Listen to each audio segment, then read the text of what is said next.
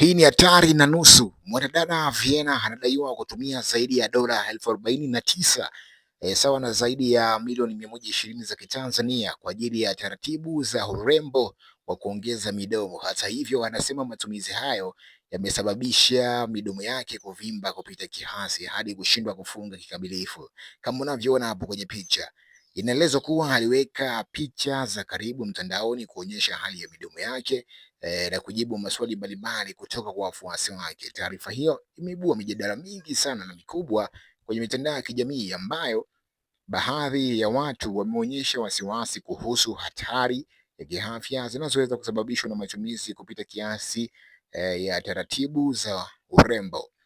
Hii hapa inawahusu kina dada, au ndio yale mambo ya surgery. And of course, big shout out sana kwa wale wote ambao wametoa habari hii, credit kwao wadada na mastori.